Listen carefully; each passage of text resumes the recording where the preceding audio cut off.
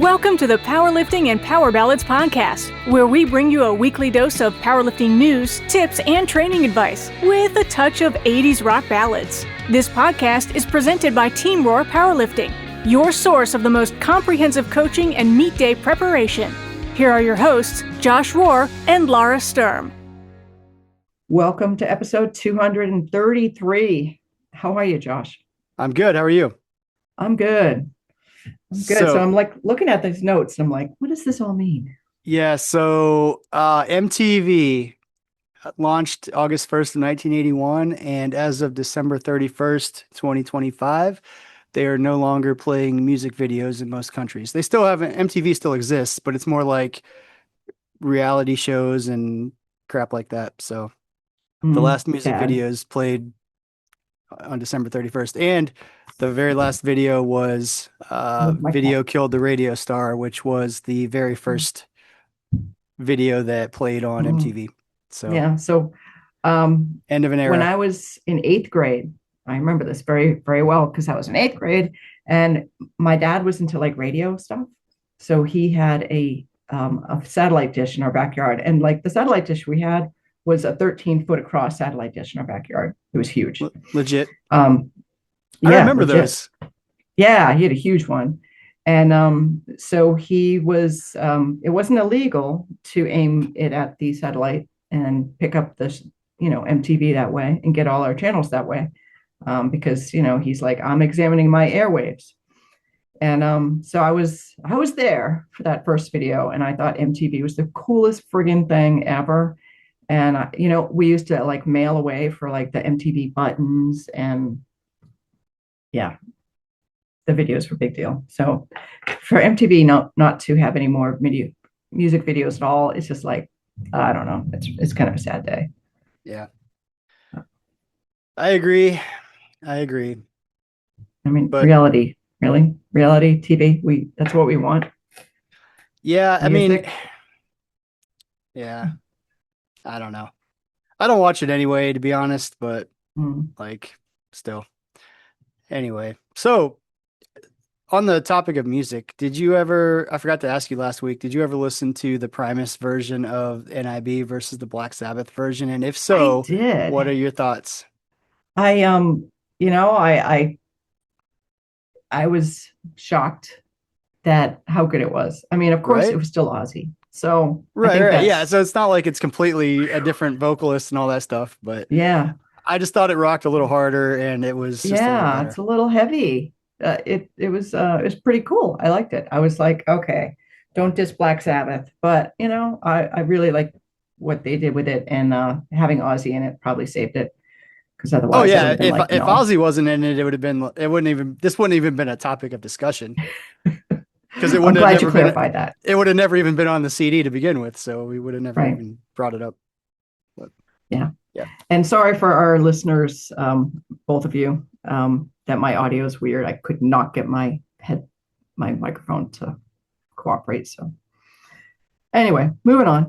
The Arnold is coming up. The Arnold. I'll be back. Sorry, that wasn't very good. I'll be back. Yeah, that's terrible. Yeah. So there's still openings in some of the events. The Arnold's the first weekend in March every year, so it's coming up soon, but there are still openings for the Open and Masters Bench Bash, the Adaptive Open, the Male Raw Challenge, and the Female Raw Challenge still has openings, which is crazy to me because that meet sells out pretty much in seconds every year. However, they have really kind of upped the minimum DOTS qualifying total, so the pool of lifters that actually qualify is not as big as it used to be. So that is a pretty competitive meet.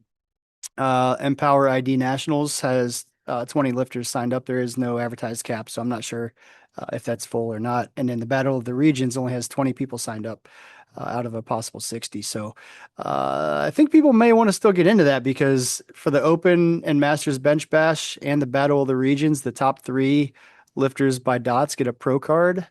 And then the Raw Challenge for men and women, the top 5 get a pro card. So there's opportunity there for people to kind of move up the ranks. So it's definitely worth looking into if you have been training and can peak in the next month and a half. Yeah, right. Because it's the Arnold. I mean, It is. It is the bucket Arnold. list. I'll be back. That was my impression of No, you. That it's was my impression of your impression of Arnold. yeah, which was really bad. So Garbage. garbage, absolute shite.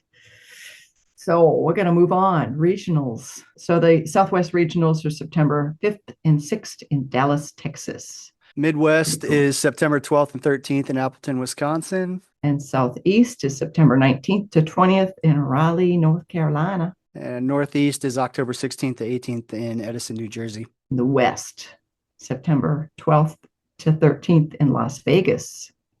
Yeah, that one was just a TBD for a long time because we already announced the first four, but the West was kind of the big question mark. But they just put it on the calendar recently, so it is official September 12th through 13th in Vegas. So that's cool. So what happens in Vegas doesn't stay in Vegas in this case.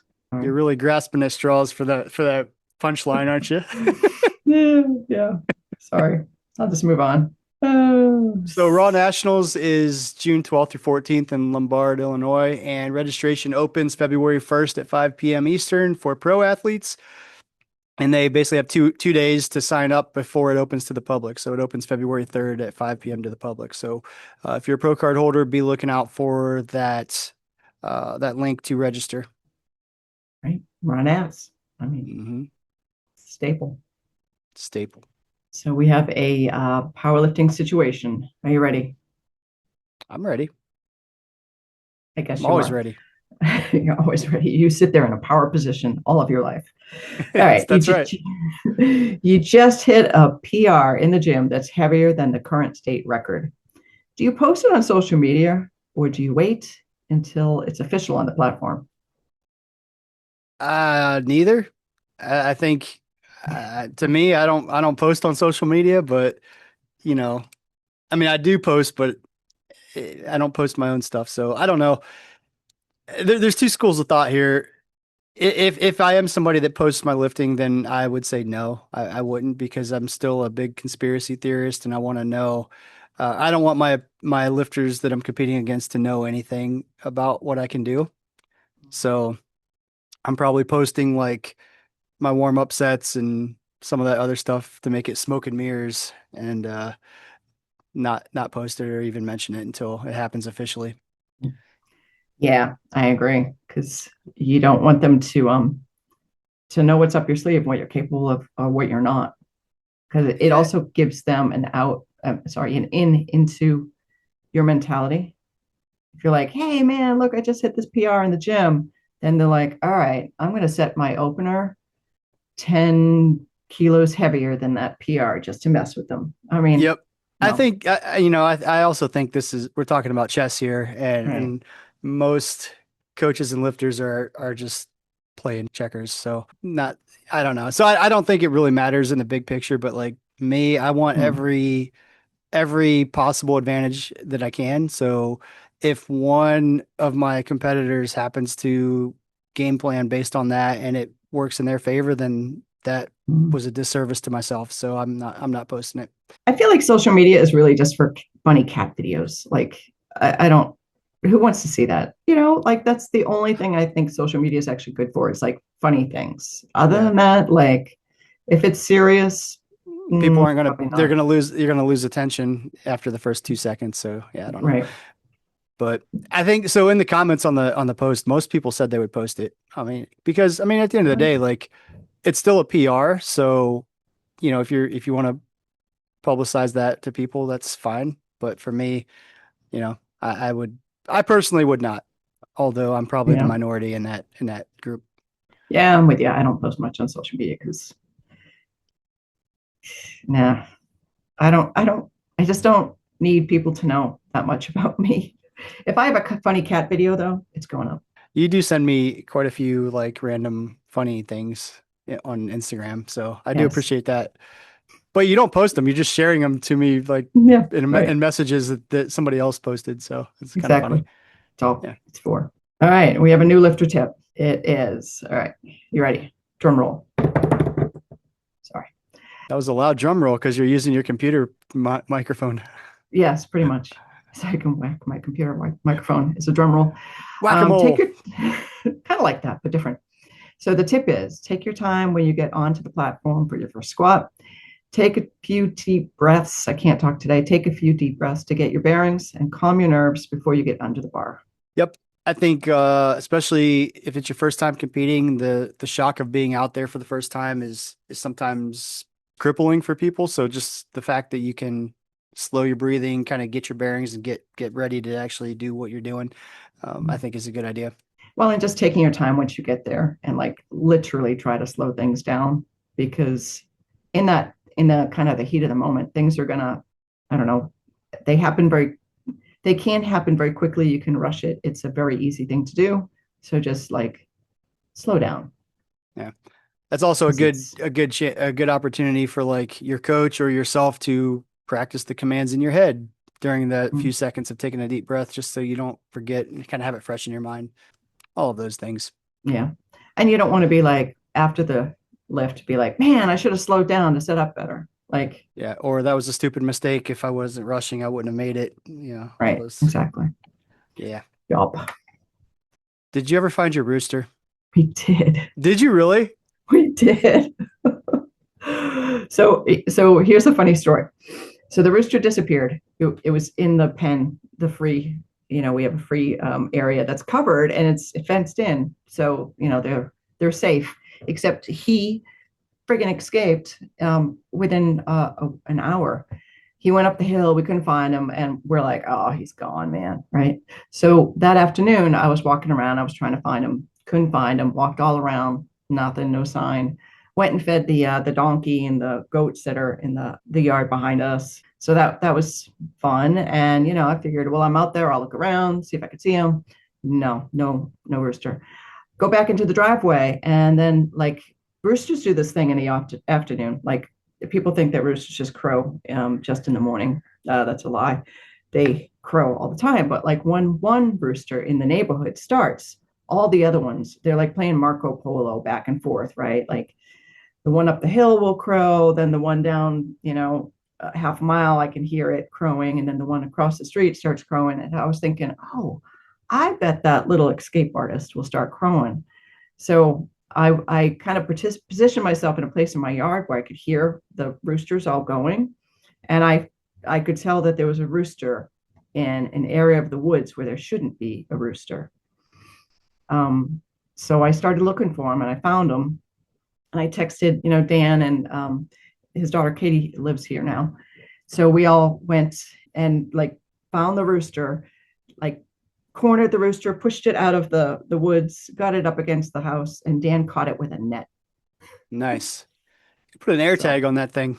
no kidding. So he has been confined to his He's in he's not in the chicken run. he's in Um, solitary confinement right now. no, he's in with the girls and he's Uh, doing okay. Like they're all in confinement right now. So we're replacing the fencing because there was some holes in the fence, and I think that's how he got out. So that little shit. Most chickens don't try that hard. Like there was the longest time where we had like a fencing that was open at the top and like nothing attacked them and they didn't even try to fly out. But lately they're all just like getting out and then we've had hawks attack and so we're covering it. But yeah, so he's back. well, awesome. He's back. Little The rooster fucker. returns. Yeah. Here comes the rooster. Here. It's also a great song. Sorry. Oh Sorry. man. All right. Who is that? Who they come to stop the rooster? That's not Alice in Chains. Yeah, it is Alice in Chains. It's Alice in Chains. Yeah, it is Alice in Chains. Very good. Yeah. Good song. Yeah, great song. Speaking of great songs. Exactly. The segue. All right. So I think what was the last one we did? Josh is lifting CD 8 or 6 or 4. Was it 4? I don't know. But I there's a don't few know. missing. The next one that I have is 10, but it does not have a title. The last one was no excuses. This one is just Josh is lifting CD 10. All right.